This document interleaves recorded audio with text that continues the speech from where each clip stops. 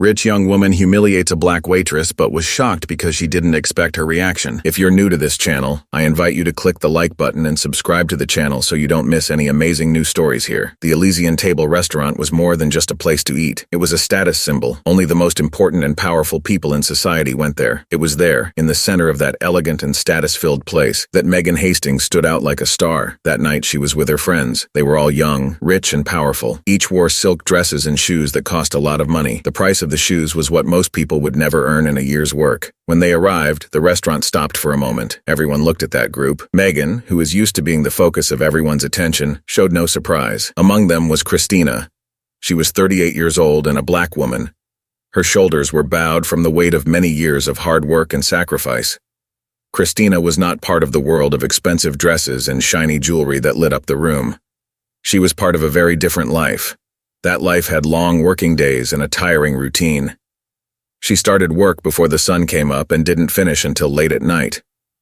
Every day at the Elysian Table was difficult. It was a daily struggle to satisfy the wants and desires of people who never experienced want or need.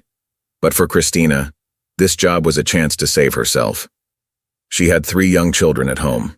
Her elderly mother looked after the children. The salary she earned as a waitress was all she had to support her family. Every tip, no matter how small, meant food to eat and a little security in a world that always seemed in danger. Her children were all you thought about. Every smile she gave her customers hid the worry that was always on her mind. She thought, "Are they all right? Do you think the food we have today will be enough until the end of the week?" The place was nice. The tips, even if they were from time to time, were big. The customers, who were usually cold and aloof, hardly ever looked at her for more than a few seconds. The evening continued at the Elysian Table. The piano played calm music. The customers chatted quietly. As she carried the large tray with the neatly arranged plates, her heart beat a little faster than usual. It wasn't the first time she had dealt with difficult customers, but something about Megan and the way she looked at her made her uncomfortable. But that night, something no one expected happened. Her feet, which were always used to slipping on the clean restaurant floor, encountered a small problem. A slight difference in the height of the carpet. It was something that most people wouldn't see, but for Christina, at that important moment, it was enough to change the evening. In an instant, the tray lost its balance. The food she had carefully brought began to fall. She didn't have time to do anything, and the problem happened.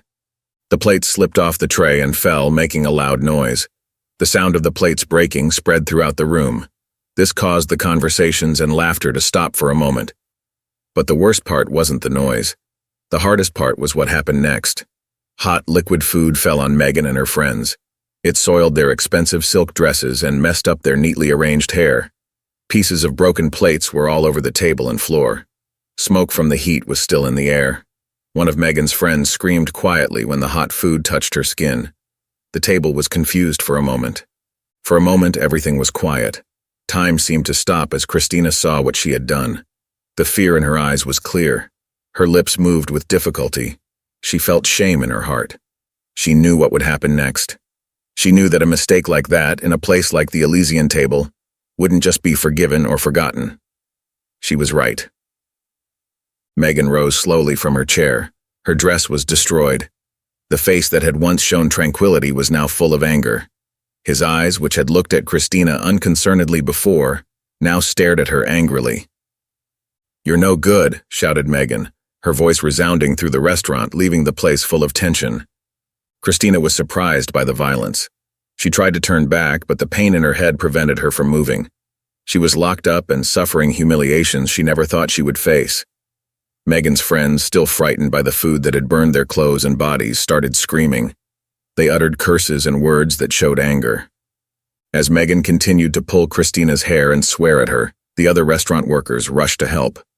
Manager Patrick arrived first. Then came 2 waiters. They tried to divide Megan and Christina, but the situation was already complicated. Christina's heart was very sad. She felt not only the pain of having her hair pulled, she also felt the great shame of being humiliated in front of others. All the people in the restaurant were staring at her, but they weren't looking with pity but with criticism. To them, she was just the waitress who ruined what had been a great evening. A split-second mistake seemed to wipe out everything she had worked so hard to achieve. Finally, Patrick managed to get Megan out of her seat. He calmed the situation down a little for the time being. Megan's last words stuck in Christina's head like a sentence. "I'm going to get even with you," Megan said, her face still full of anger. "You'll pay for this." Christina knew that Megan wasn't the type to forget a humiliation. Christina, who was quiet and shy, couldn't stop being afraid of what might happen. The hatred she felt towards Christina wasn't just because of a mistake at work. It was something much bigger, coming from her own arrogance and prejudices. Megan began her plans. Her mind, clever and determined, thought of ways to make Christina pay for what she had done. For her, an apology or a simple punishment wasn't enough. No, she wanted something that would leave signs, something that would show the difference in power between them, something that would bring back her sense of total control over everything around her. The days after the accident were very tense. Christina continued to work in the restaurant. However, she felt a lot of pressure from the stares of customers and colleagues. Every step she took, she felt like she was being watched and evaluated. Many people in the restaurant already thought of her as the waitress who spilled food on Megan Hastings. They thought that mistake had defined her whole life. But she couldn't just quit her job. Her money situation was very difficult. Your children needed you. There was no way to leave everything behind. The only choice was to move on and hope for the worst. Megan returned. That afternoon, when Megan entered the Elysian Table, everyone stopped talking. It seemed that everyone knew something was going to happen. Christina, seeing her far away, felt her heart beat faster but stood her ground. Megan walked up to Christina with a smile that looked cold and thoughtful. There was no clear anger on his face, but something even more frightening. He was very calm, like someone who has already thought through all the steps of a rematch. She stood in front of Christina, who was looking down, and spoke in a quiet but strong voice. "From now on, you do as I say." Christina looked up, confused. She didn't immediately understand what that meant. Megan gave her an evil smile and continued talking. "I bought a restaurant for $3 million. Now I own the place." The discovery for Christina was like a great weight. The restaurant, which was already a place full of nerves for her, was now turning into a prison under Megan's leadership. She tried to talk, but she couldn't speak. Her thoughts were full of fear and despair. The restaurant was his way of making a living. It was the only way he could get food and a home for his children. But now, she was with Megan, the same person she had said she would avenge and humiliate. Megan, seeing Christina's reaction, seemed to relish the power she now had. She came closer and spoke ironically. "From now on, you won't be a waitress anymore. You'll be doing cleaning work. I expect you to do a perfect job. I'll be watching every detail." Christina, unable to do anything under the circumstances, knew she couldn't say no. The desire to take care of her family was more important than any pride or dignity she still had. Megan, knowing this weakness, used her without compassion. At that moment, it became clear that she hadn't bought the restaurant just to make money. She bought it to control Christina. She wanted to demean Christina and put her through an endless cycle of humiliation. Megan's revenge wasn't just a reaction to what happened with the food. It was a show of control. It was a harsh reminder that, in her world, she could do whatever she wanted to people. She could cause pain and wasn't afraid to pay for it. From that day on, every move Christina made inside the restaurant would be monitored. Every mistake she made would be highlighted. Megan, with her distant smile and thoughtful words, would be there to help Christina remember where she belonged. Megan acted quickly. Her presence in the restaurant, which used to be only once in a while and without attracting attention, now became regular and very striking. Every part and detail of the chic place seemed to show how controlling she was. She walked around the room like a queen watching over her kingdom. Her attentive eyes saw everything and everyone. Nothing escaped her notice, especially when Christina was involved. She now became the focus of her attention and desire for revenge. The new owner decided to diminish Christina's importance right away.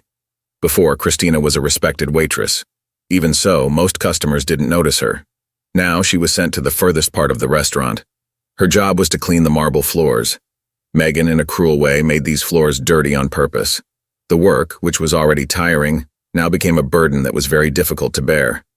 Megan would set little traps to make sure that Christina never forgot her new position. As of today, you will no longer be waiting tables.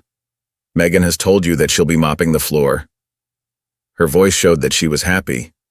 The words had a quick effect. Christina, who was already having a hard time because of the humiliation she had suffered, was now in an even worse situation. She knew she couldn't dispute the choice. She had no other option. The restaurant was the only way to earn money for her 3 children. Even though it was very difficult to work there, the need to keep going was worth more than any pride or will to fight. Every penny she earned there was very important. The emotional price she paid for it only grew. Megan knew that Christina was weak at something. She used this to her advantage and made the job harder for Christina. Every day when she arrived at the restaurant, she liked to do new things to embarrass people. He would knock wine glasses over on purpose. This made Christina have to clean up quickly. He would look at her with contempt. On other occasions, he would drop silverware and smile evilly, only to see Christina kneel down and pick it up, as if she were his employee. "Aren't you going to clean this properly?" Megan asked meanly, as she looked at Christina with half-closed eyes. "It seems you're not as good at cleaning up as you are at throwing food on the floor." Christina, even though she felt hurt inside, couldn't speak. Her silence was the only protection she had. Even so, she felt the pain of each of the humiliations she had suffered inside. She understood that Megan was taking advantage of her urgent desire to keep her job. With each passing day, the situation became harder to bear. But despite all the pressure and shame, Christina continued to work. She always thought of her young children who needed her. That's what kept her going. The rest of the restaurant staff, although quietly supportive, couldn't help Christina much. People were too scared. No one dared go against Megan because everyone knew that she was the owner. She was the woman who decided what happened to everyone in the place. The manager, Patrick, who was always fair and understanding of others, tried to help when he could. But his attempts were discreet and had little effect. He knew that any wrong step could leave Christina in a more difficult situation. He couldn't risk her losing her job. It was clear that Megan had total control over the Elysian Table and everything. She didn't just care about making the restaurant work or making money. What she really liked was having control over Christina. For her, buying the place wasn't just a business deal. It was a chance to exact her revenge in a more intense way. Megan wanted Christina to feel every day that she was at the bottom of the hierarchy. Megan wanted Christina to feel trapped in a place of servitude that she couldn't get out of. The change in Christina's life seemed final and dead-end. It was like an invisible prison, but one that held her tightly.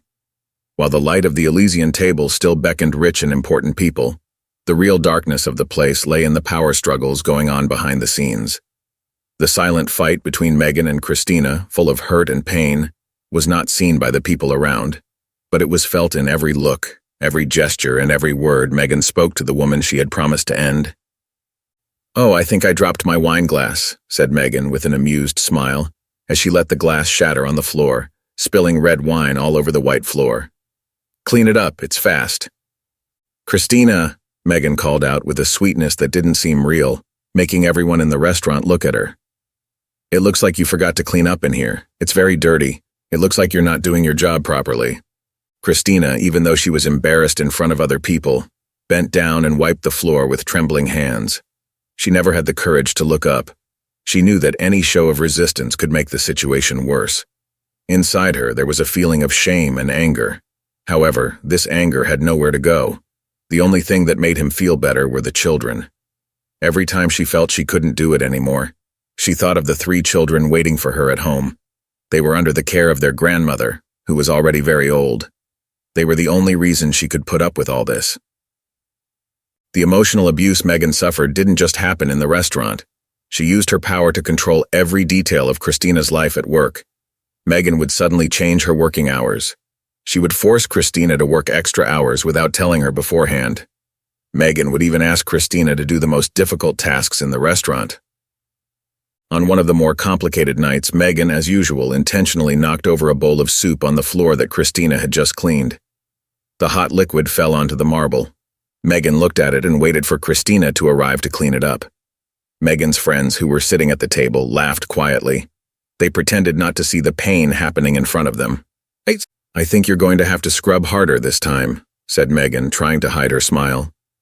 "The floor is very dirty. Your work must be bad." Christina, her knees already bruised, knelt down again. She held the mop with trembling hands. She tried not to let the tears fall. On another evening at the Elysian Table, Jason, a man of 53, entered the restaurant quietly, almost unnoticed. He wasn't part of the young, flashy group that usually went to the Elysian Table. But his simple manner and the respect he showed in his posture said that he had been through a lot in life. He sat down at one of the far tables, as if he didn't want to be noticed, and ordered something easy, a glass of wine, and a small plate. The first thing he noticed was the way she walked around the room. She looked tired. Her body was bent over from hard work. But even so, she had a dignity that didn't need to be said. There was something about the way she behaved and her smooth movements that made Jason pay attention. It was at that moment that Jason saw a scene that made him very upset. Megan, as usual, had smashed a wine glass on the floor on purpose. The red liquid spread quickly and stained the white marble like blood. The broken glass made a sound that was heard throughout the hall. People glanced quickly at Megan's table, but then went back to talking to each other. It seemed to be the norm that night. "Christina," Megan called out in a sweet but angry way. "I think I've dropped something again. Come and clean it up quickly." Jason, now curious, looked on. Christina came up to me with a sad face but didn't say anything. She crouched down quietly and began to clean the floor. Megan looked at her with a happy smile. To Jason, the scene seemed unreal. "This isn't right," he said to himself as he continued to stare. With every passing minute, Jason believed that this woman, Christina, was being treated unfairly. He noticed Megan smiling mischievously while Christina was cleaning the floor. Megan's friends laughed discreetly, helping with the misbehavior as if it were just a fun joke for them. But for Christina, it was no fun at all. With each day she worked, with each difficult task, she was becoming a little less of herself. When Christina had finished cleaning, she stood up slowly. Her face was expressionless. Then she went back to her chores. It was at that moment that Jason decided he couldn't stay silent. He wasn't a person who made a lot of noise or wanted to be noticed. But at that moment, something inside him changed. He understood that if he didn't act, if he didn't do something, that cycle of shame would continue forever. Jason called the waiter, who answered him calmly and asked how things were going. He found out that Christina was being abused by Megan, who was now the new owner of the restaurant. That only made you angrier. He wondered how someone so young could be so mean, and most importantly, why didn't anyone take any action? After listening to the waiter, Jason started filming with his cell phone. He wanted to show the bad things Christina was going through in silence. He knew he would need evidence to do anything. His experience had taught him that without proof, people tend to ignore words. So he began to record every little cruelty, every look of disdain, every veiled insult that Megan hurled at Christina. When Jason had finished eating, he paid the bill and got up. But before he left, he walked over to Christina. She was leaning in a corner, wiping the counter with her gaze down and looking tired. He walked over slowly and in a quiet but determined voice spoke. "Don't stop trying. What's happening to you isn't right.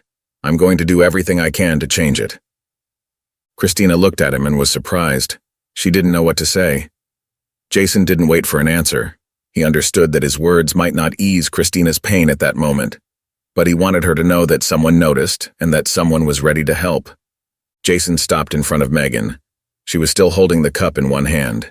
She looked at him with curiosity and contempt. She wasn't used to being challenged, especially by an older man who, to her, didn't seem to be a threat. With a contemptuous smile, Megan raised an eyebrow and said with her usual arrogance, "Can I help you with anything?" Jason wasn't upset by Megan's sarcastic manner.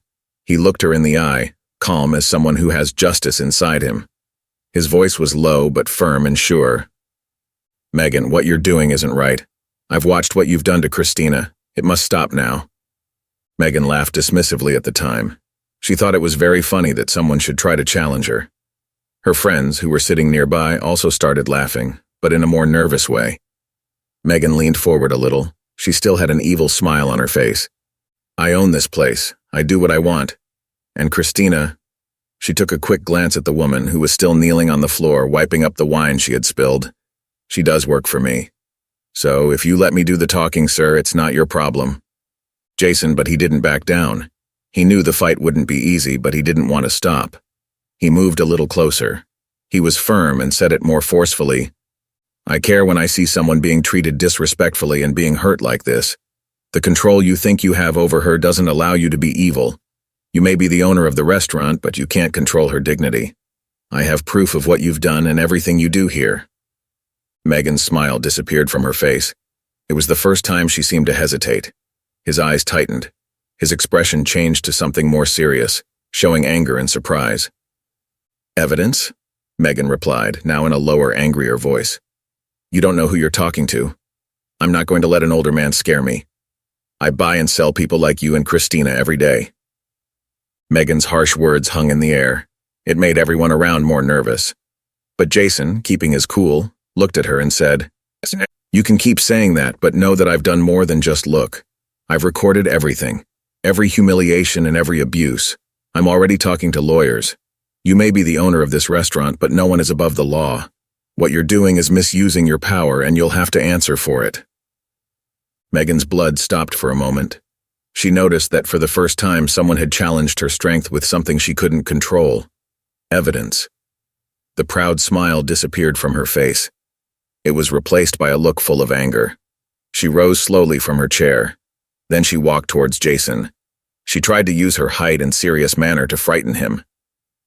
"Who do you think you are?" Megan asked, her voice quavering with a bit of guarded anger. "Do you really believe you can destroy what I have? I'll end you and anyone else who tries to stand up to me." Jason, however, remained calm. He understood that the conflict with Megan was a fight that had to take place somewhere else, in court. He had already prepared for it. The evidence was protected, and the claim was already being made. His confidence didn't come from a desire to fight with Megan. It came from the certainty that what he was doing was right. "I'm not the only one who's going to end this," said Jason, his voice calm. "Justice will do that. I'm going to make sure that Christina has the opportunity to defend herself. You won't hurt her or anyone else anymore." Megan saw that Jason wasn't going to change his mind. She looked at him angrily and turned away. She left the room quickly, and her friends followed her without saying a word. Jason understood that in order to make Megan take the blame for the harm she had done to Christina, he needed strong proof. He needed something that couldn't be ignored or denied. Luckily, he spent days watching and recording what happened in the restaurant. He made a document that clearly showed Megan's abuse of power. The video he recorded didn't just show minor humiliations. He recorded how Megan behaved in a cruel and repeated way. He noted the insults she made, how she made Christina kneel down to clean the floor while laughing, and how she treated the other employees coldly. In the video, there were parts that spoke by themselves. Megan threw wine on the floor on purpose. She called Christina useless and asked her to clean up the pieces of glasses that had broken. Megan's voice, full of irony, was clear in every part of the video. Her every act showed a very strong confidence. She seemed to think that no one could harm her. But Jason knew that this video would be important in getting justice. It was important not only for Christina, but for all the workers who lived in fear of the abuse of power. With the video in his possession, Jason had no doubts. He sought out a lawyer who knows a lot about cases of abuse of power at work. Together, they began to file an official complaint. The lawyer was surprised by the clarity of the evidence. Megan's malice was visible in every scene. Any court would realize that what was happening there was much more than a simple working relationship. It was a constant abuse of power. There was moral harassment going on all the time. It destroyed Christina's dignity every day. Jason, who is very reserved, didn't say anything to Christina immediately. He understood that any hasty move could alert Megan and make her respond more angrily. He wanted everything to be done right. That meant acting slowly and with planning. While the lawyer was filing the complaint, Jason behaved normally. He continued to go to the restaurant but gave no indication that anything was going on. The expected day arrived. After making the complaint and attaching the video as the main evidence in the case, Jason and his lawyer went to court with the material. The complaint was straightforward: misuse of power, lack of respect, and malice in the workplace. In addition, Jason was able to gather testimonies from other Elysian Table workers. These workers, although afraid, agreed to speak without giving their names. They confirmed that Megan had an abusive way of acting, especially towards Christina. When they told Megan about the complaint, she reacted very strongly. She couldn't understand how anyone had dared to take her to court. In her mind, the money she had and her relationships with people made her immune to any kind of punishment or responsibility. For her, this was a personal offense. It was an attempt to take away her power. She got very angry and called her lawyers on the spot. She wanted to fight with all her might, but nothing could prepare her for what would happen next. In court, the judge called an initial meeting to look at the evidence. When the video Jason had made was shown, the room fell completely silent. Every second of the video, you could see Megan's cruelty. She was subtle but very strong. It was hard to see Christina mopping the floor while Megan cursed at her in front of everyone.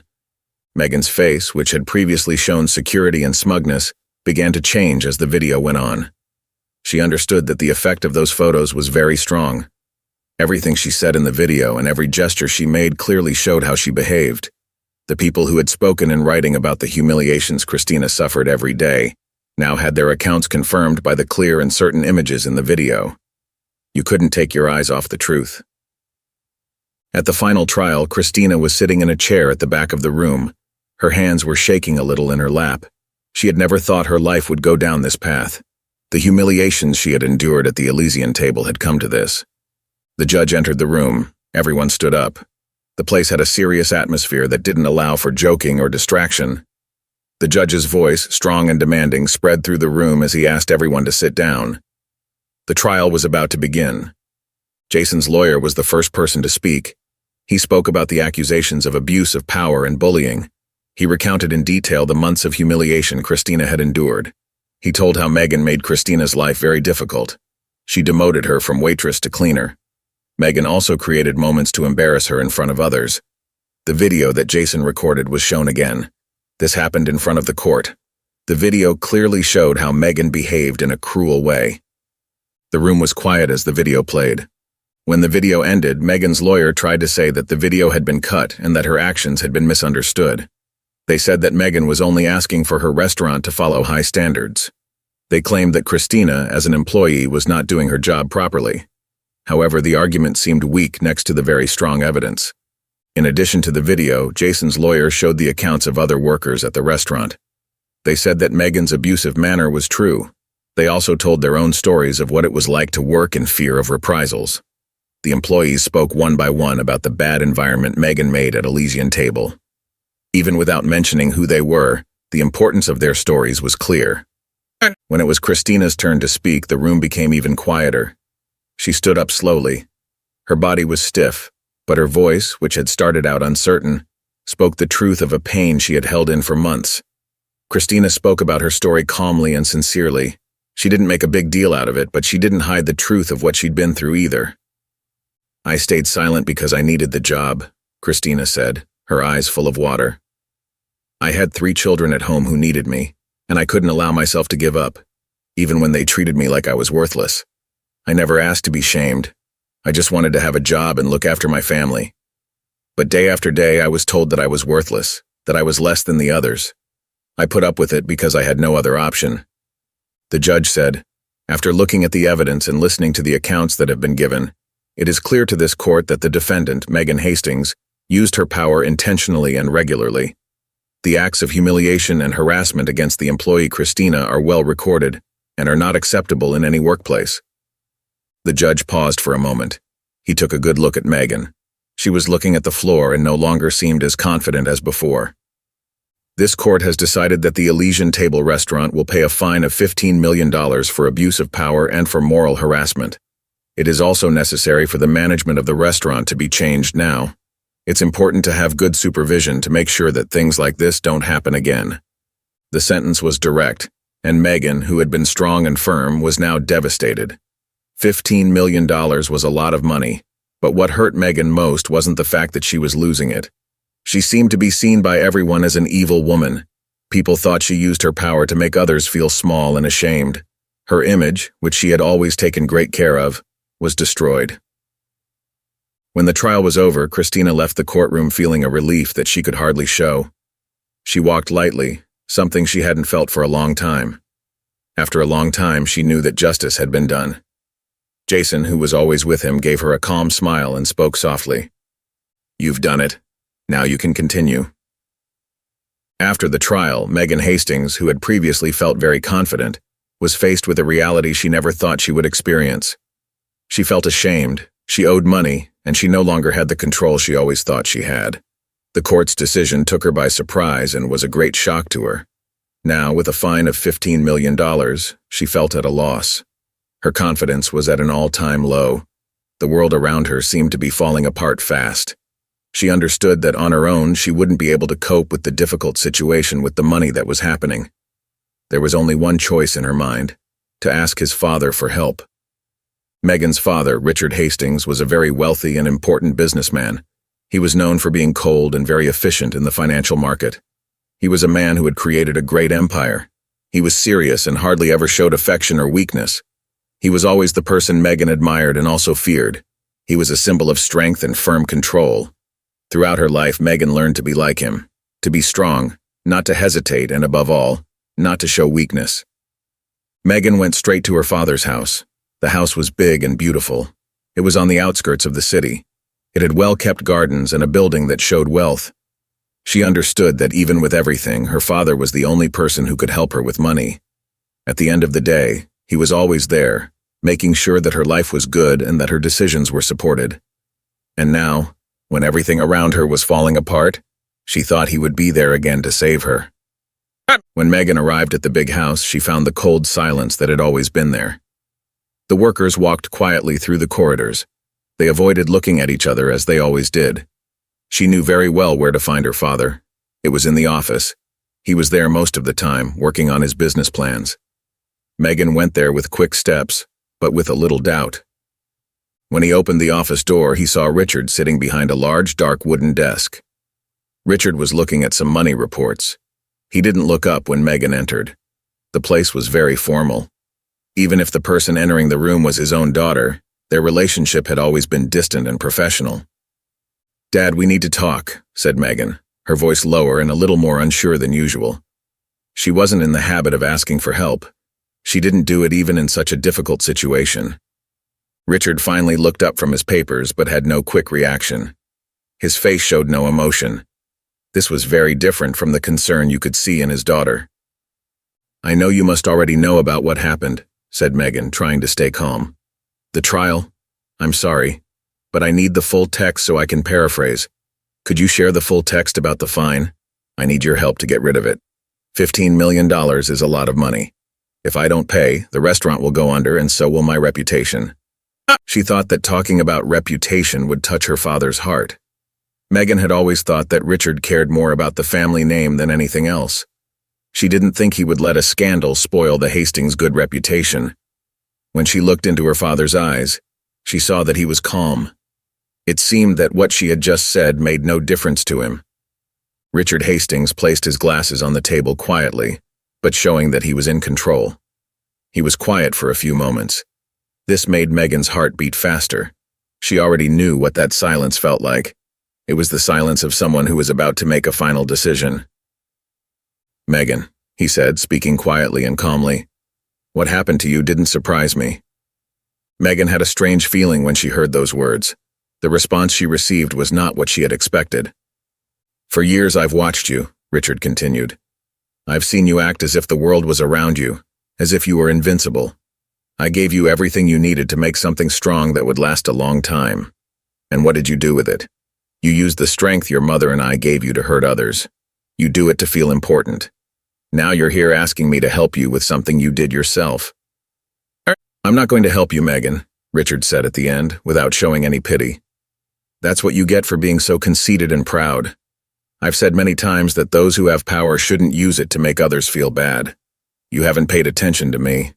Now is the time to learn to face up to the results of your actions." "Dad, I can't pay for this on my own," Megan said in a very low voice, almost pleading for help. Richard showed no emotion. He picked up his glasses again and started looking at the reports on the table, as if the conversation was already over. "So you're going to have to deal with the truth as it is," he said, staring at the papers. "Maybe this will help you learn something that I apparently couldn't." Megan realized she had nothing else to say. Her father, who she had always thought was very strong and firm in her life, didn't want to help her. She left the office quietly, her legs shaking, and closed the door on her way out. The company breakdown had become something she couldn't avoid. The Elysian Table, which had once been a sign of importance and strength for Megan, was now sinking with her. The restaurant's accounts, which were already bad because of Megan's mismanagement and unnecessary expenses, couldn't bear the weight of the very high fine. Customers began to stay less, partly because of the bad publicity that came from the trial scandal and the bad practices that were shown. Employees started asking to leave their jobs. The people who couldn't stand the heavy atmosphere that Megan made, especially after the trial, no longer saw any reason to stay. The humiliations had stopped, but the place was full of tension and sadness. Valen, too worried to save what she still had, tried to talk to people who owed her money and to banks. However, there was no longer any confidence in her ability to fix the restaurant. Finally, the truth hit hard. Bankruptcy was announced, and Megan, in her last attempt to save something, had to sell the restaurant. Days passed with no real offer until an unexpected person came along with a proposal.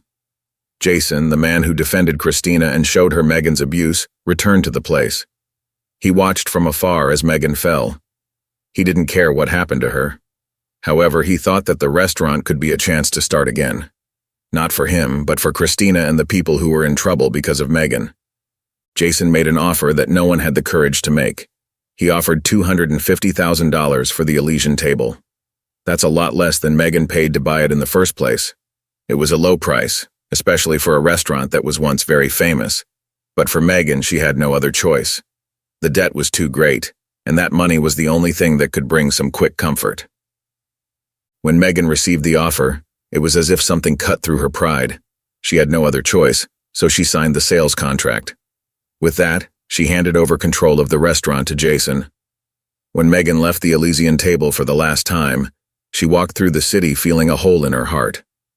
Jason's idea wasn't just to prevent the restaurant from failing financially. He wanted to restore something that was much more important: the dignity of Christina and all the other people who had suffered from Megan's malice. Jason welcomed Christina into his new office. This was the same space that Megan used to run the restaurant. Jason spoke in a calm, decisive voice. He said, "Christina, I know what you've been through here. I know how you've suffered, and this should never have happened. But I'm here to make sure it all turns around. This place needs a new person to lead it. That person must understand the importance of working hard and know how to treat others with respect. And that person is you." The woman who, for months, had been disrespected and placed at the lowest level of work, was now being asked to be manager of the Elysian Table. Her mind struggled to understand what was going on. "Me?" asked Christina in disbelief, her eyes brimming with tears. "Manager?" "Of course, Christina. Nobody knows more about this restaurant than you do, and nobody wants to be in control anymore. You've stood up to all this without letting go of your dignity and strength. That's what we need in this place. A person who can lead with kindness. A person who understands the importance of every worker under their guidance." Christina accepted the position. Her hands were shaking, but her heart was strong. Patrick, who was the manager before, also went to Christina to offer his help. He had always respected her and was happy to see that the new management was going to bring real change. They worked together and formed a strong team. Everyone wanted to make the restaurant a better place. They didn't want it to be just a place where the rich showed off their wealth. A few days later, Megan walked to the Elysian Table. Every step I took towards the restaurant was filled with nervousness and doubt. Christina, who is now the restaurant manager, saw her from afar. There was a slight pause in his eyes. He looked surprised and curious at the same time. She walked up to Megan with a strong, confident posture. This confidence had appeared after she had been put in charge of the Elysian Table. "What are you doing here, Megan?" Christina asked. Her voice was normal, but there was a hint of suspicion in it. Megan took a deep breath. She felt the pain of all the words she hadn't spoken stored up inside her. For a moment, she almost turned back. She almost let her pride take over again. Then she figured out how to express herself. "I'm here to apologize, Christina," Megan said, her voice shaking, but from the heart. "For everything I've done to you. I understand that what I say won't change what happened, but I want you to know that I'm sorry for the way I treated you." "I can't forget what happened, Megan," Christina said reassuringly. "You put me through a lot of pain, but if you feel really bad about what you've done, I think apologizing is the first step to moving on, not because of you, but because of me."